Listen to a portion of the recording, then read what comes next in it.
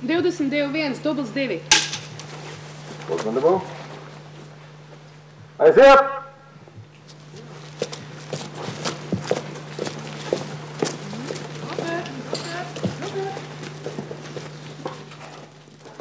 Latviešu strelnieks Mārtiņš Vīksna aktiera Jāņa Rēņa atveidots no pasaules kara atgriežas savās dzimtajās mājās.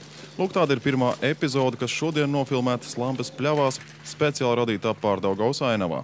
Mēs tā klusiņām izgājām apmēram, to sajūtu jau aktieriski sagābelē. Bez šaubām tās ir emocijas.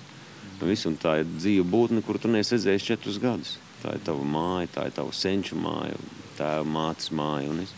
Un šī sajūta, ka tu atgriezies pie savu vienu tuva cilvēku. Tā es to uztveru. Pēc pirmās nofilmētās epizodes īpaši tiek sumināta mākslinieku komanda ar Mārtiņu Milbredu priekšgalā.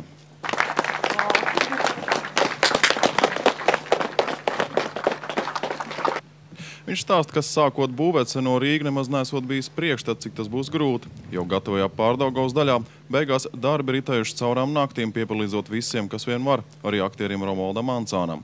Pārdaugavas vide speciāli radīta drumās nokrāsās, atbilstoši Bermontiādas skarbajam laikam. Tā ir mūsu daļai izdomāta Pārdaugava. Nav prototips ņemts no īstenības. Tā ir vienkārši daļa Pārdaugavas mazas, kāda arī viņa ir šobrīd kaut kur redzama. Ne tā, ko visu laiku redz no akmens tilta lielām mājām, bet dziļāk ar mazām grantētām, bruģētām ieliņām, ar vecām mājiņām, kuras vēl līdz šai baltai dienai saglabājušās.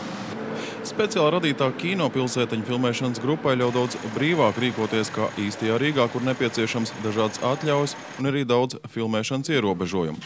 Tādējādi netālu no Tukuma uzbūvētajā Pārdaugavā un turpat blakus vēl topošajā Vecrīgā, Daugavā un uz Rīgas tiltiem šoruden un nākampavasar tiks uzfilmēta liela daļa Rīgas sargu materiālu, tostarp arī iespaidīgie kaujas skati. Ģers Drīpe, Raits Valters, LMT.